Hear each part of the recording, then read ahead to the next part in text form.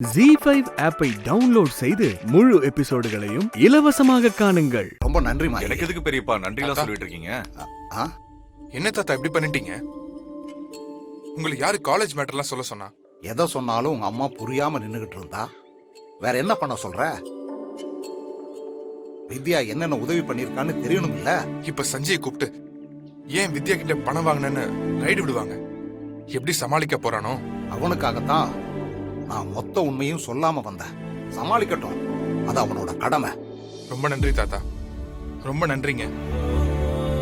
நீங்க 2 பேரும் வரலனா இந்த நிச்சயத்தை நிறுத்திருக்கவே முடியாது. தம்பி, இது எங்க பொறுப்பியா? அதுக்காக இப்படியே மிரட்டுவீங்க?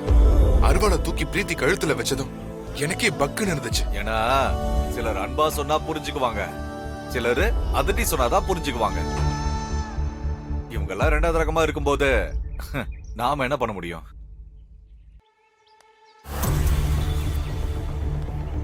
வித்யா, நீ தைரியமா இருந்தா நான் இருக்கிற வரைக்கும் உன் தாலிக்கு எந்த ஆபத்தும் வராது. என்ன பிரச்சனைனாலும் ஒரு போன் போடு, நாங்க பாத்துக்கிறோம். ரொம்ப நன்றிங்க. வித்யா, நன்றியே விஜய்க்கு சொல்லுமா. இவன் போன் பண்ணலன்னா நாங்க இங்க வந்திருக்கவே மாட்டோம். சரிம்மா, போயிட்டு வரோம். விஜய், ரொம்ப நல்ல சரி விஷயம் தாத்தா. பண்ணீங்க. வித்யா, நாங்க வரோம். பார்த்து வர்றோம். தம்பி வரப்பா. ம்.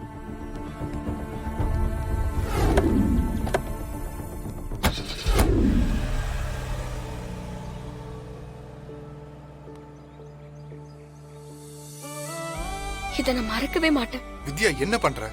நீ இந்த வீட்டு மருமக. உன் வாழ்க்கையை காப்பாற்ற வேண்டிய பொறுப்பு எனக்கும் இருக்கு. நேரடியா என்னால எதுவும் பண்ண முடியலனாலும் மறைமுகமா எப்பவும் உனக்கு உதவி பண்ணிட்டே தான் இருப்பேன்.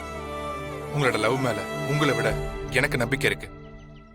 அம்மா உங்க காதலை ஏத்துக்கிற காலம் சீக்கிரமே வரும். True love never fails.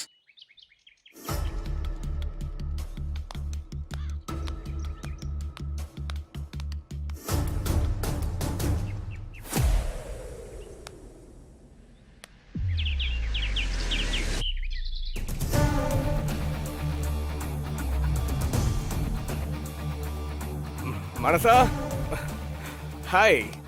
So அது ஈவினிங் என் ஃப்ரெண்ட்ஸுக்கு பேச்சுலர் பார்ட்டி அரேஞ்ச் பண்ணியிருக்கேன். கண்டிப்பாக நீ வரணும். பார்ட்டிக்கெல்லாம் போய் பழக்கம் இல்ல. பழக்கம் இல்லையா? என்ன மனசா சொல்ற? நீ இந்த ஜெனரேஷன் பொண்ணு தானே? அம்மா அந்த மாதிரி இடத்துக்கெல்லாம் என்ன அனுப்ப மாட்டாங்க. ஹேய், இந்த அளவுக்கு பேக்வர்டா இருந்தா யூஎஸ்க்கு வந்து மேரேஜுக்கு அப்புறம் எப்படி அங்க சர்வை பண்ண போற? அங்க இதெல்லாம் ரொம்ப சர்வ சாதாரணம் தெரியுமா? இப்ப இருந்தே இதெல்லாம் பழக ஆரம்பிச்சுக்கோ, ஓகே? நான் அம்மா கிட்ட பெர்மிஷன் கேட்கணும். மனசா, இங்க பாரு, நம்மளுக்கு என்கேஜ்மெண்ட் ஆயிடுச்சு. இன்னும் 2 டேஸ்ல கல்யாணம். இந்த சின்ன சின்ன விஷயத்துக்குலாம் வந்து ஆன்ட்டி கிட்ட பெர்மிஷன் கேட்கணும்னா என்ன இதெல்லாம்? நீங்க கட்டுற தாலி என் கழுத்துல ஏறுற வரைக்கும் நான் வேதாவோட பொண்ணுதான். அவங்க கிட்ட சொல்லாம நான் எதையுமே செய்ய மாட்டேன், எங்கேயும் வர மாட்டேன். ரொம்ப கஷ்டம். சரி, அவங்க கிட்ட சொல்லிட்டே வா. நம்ம ஃபியூச்சர் லைஃப் பத்தி முக்கியமான டெசிஷன்லாம் அங்கதான் எடுக்க போறோம். அதனாலதான் என்ன? அங்க வந்து தெரிஞ்சுக்கோ. நான் உங்ககிட்ட ஒன்னு கேட்கலாமா? அப்கோர்ஸ், வை நாட், கேளு. ஃபேமிலி லைஃப் பத்தி உங்க ஐடியா என்ன? இப்படி பிளாங்கா கேட்டா நான் என்ன பதில் சொல்றது? ஹஸ்பண்ட் ஒய்ஃப் ரிலேஷன்ஷிப் பத்தி நீங்க என்ன நினைக்கிறீங்க? குட். என்னை பொறுத்த வரைக்கும் லைஃபும் பிசினஸும் ஒண்ணுதான். இப்ப நம்ம சேர்ந்து வாழ்ற வாழ்க்கையில நமக்கு சந்தோஷம் அதிகமா கிடைச்சு நம்ம நிம்மதியா இருப்போம் அப்படின்னா அது ப்ராஃபிட். அதுவே நம்ம சேர்ந்து வாழ்ற வாழ்க்கையில நமக்கு சண்டை சச்சரவு பிரச்சனை வருதுன்னா, நமக்குள்ள அண்டர்ஸ்டாண்டிங் இல்ல அப்படின்னா அது லாஸ். ஒரு லாஸ் ஆன பிசினஸ் யாராவது நடத்துவாங்களா? அதே மாதிரி எந்த ரிலேஷன்ஷிப் ஆகட்டும், எனக்கு இந்த மாதிரி ஒரு லாஸ் அப்படின்னு தோணுச்சுன்னா எனக்கு பிடிக்கவே பிடிக்காது. உடனே அங்கிருந்து வெளியே வந்துடுவேன். இப்போ பிசினஸ்ல ப்ராஃபிட் அண்ட் லாஸ் இருக்கும். பட் இதை நம்ம கால்குலேட் பண்ணி எப்படி லாஸ் ஆகாம ப்ராஃபிட் ஆகுறதுன்னு நம்ம பிளான் பண்ணி டீல் பண்ணுவோம்ல, அதே மாதிரி தான் லைஃபையும் கால்குலேட் பண்ணி ப்ராஃபிட்டா வாழ்றத பத்தி பேசதான் பார்ட்டிக்கு ஒன்று கூப்பிட்டேன். ஸோ நீ கண்டிப்பா வரணும், ஓகே?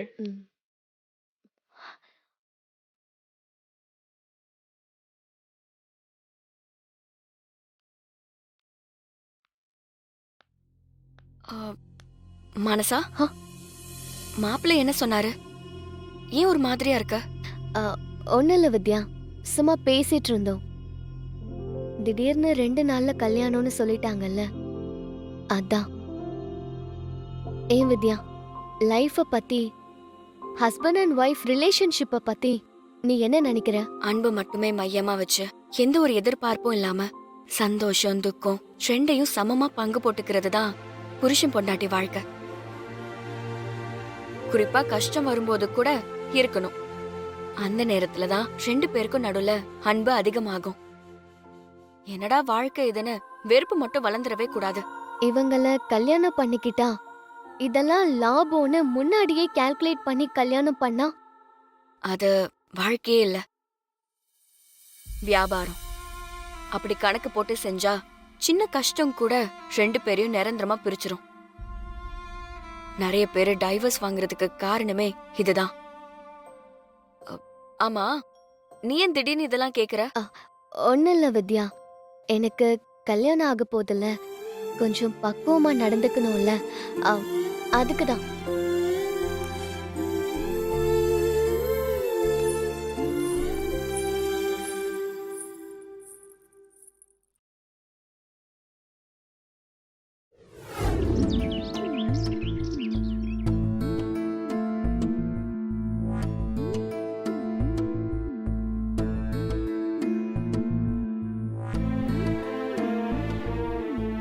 பிரீத்தி சஞ்சீவ் கல்யாணத்துல அடுத்தடுத்து ஏதாவது ஒரு பிரச்சனை வந்துட்டே இருக்கே வேதா. நிச்சயம் வேற தள்ளி போயிடுச்சு. கல்யாணம் எந்த பிரச்சனையும் இல்லாம நடந்துருமா? என் மேல உனக்கு நம்பிக்கை இல்லையா சுந்தரி?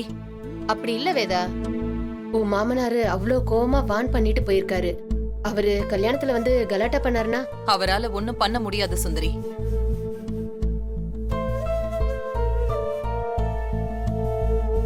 கல்யாணம் நடக்கிற மண்டபத்துக்குள்ளேயே அவரால நுழைய முடியாது. என்ன இன்னும் அவர் அரசனூர்ல அந்த வீட்ல இருந்த பழைய வேதான்னு நினைச்சிட்டு இருக்காரு.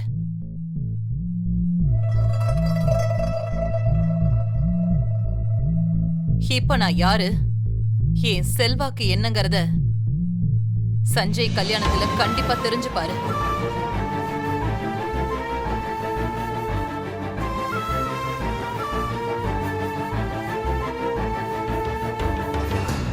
இப்ப எனக்கு இருக்கிற ஒரே வருத்தம் மானசா கல்யாணத்தை கிராண்டா பண்ண முடியலையேங்கிறது மட்டும்தான்.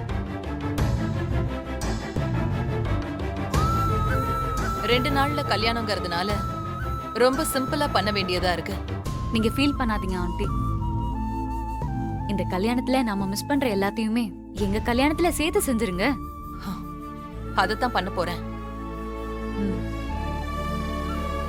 சரி வேதா, டயர்டா இருக்கு, நாங்க போய் ரெஸ்ட் எடுக்கிறோம். சரி, போயிட்டு வாங்க. பயண்டி, ம். நாங்க வரோம். வரோங்க.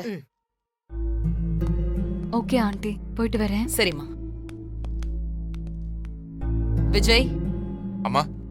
சஞ்சய் எங்க? இங்கதான் இருப்பாமா. உங்களை எல்லாம் அந்த வித்யா ஃபேமிலி கூட எந்த ஒட்டும் உறவும் வச்சுக்க கூடாதுன்னு சொல்லி சொல்லி வளர்த்தவனா? அப்படி இருக்கும்போது அவன் அவகிட்டயே பணம் வாங்கியிருக்கானா என்ன அர்த்தம்? இல்லம்மா, அவ ஏதோ அவசரத்துல. நீ எதுவும் சொல்ல வேண்டாம், நான் அவங்கிட்டயே போய் பேசிக்கிறேன்.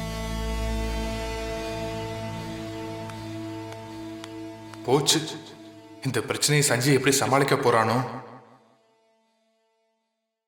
ஜீ5 ஆப்பை டவுன்லோட் செய்து அனைத்து எபிசோடுகளையும் இலவசமாக பாருங்க.